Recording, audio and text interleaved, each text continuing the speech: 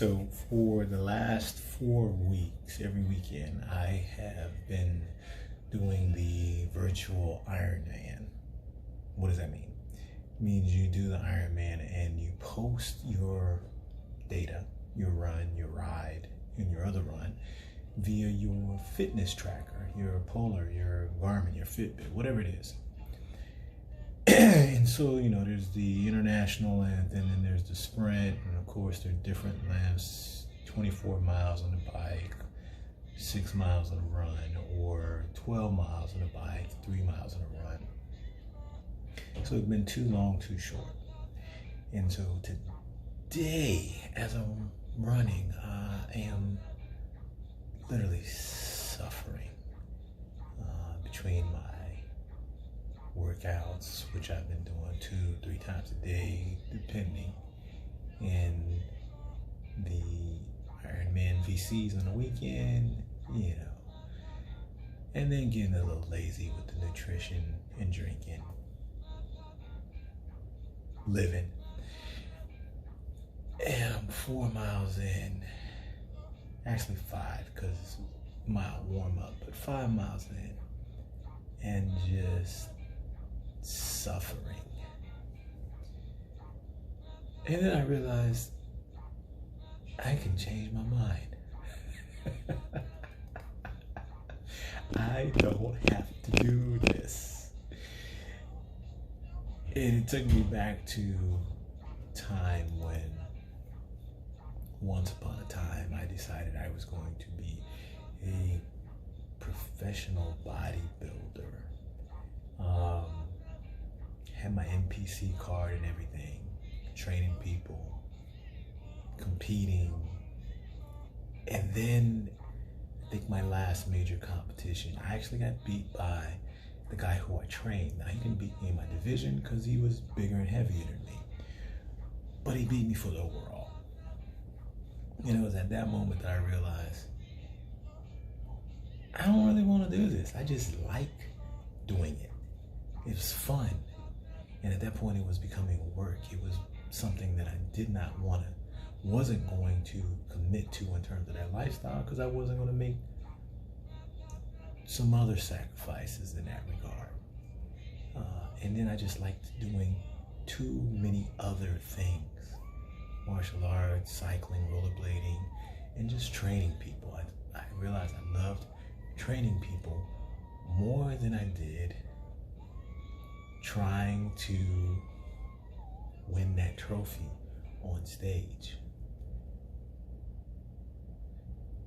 And so I stopped. More to the story is, you can always change your mind. It's your prerogative. Now, can you live with changing your mind? That's the question I can't answer for you. But too often we get locked in. We pick a direction and we go and we act as if we can't stop or turn around. And then other times we don't. What we get locked into is not picking a direction. So we're either way over here somewhere, or we're way over here somewhere, and that's it. You can crisscross, you can go any direction you want. And it's called growth and development, or just the broadening of one's thinking or ideas, or just quite simply changing your mind.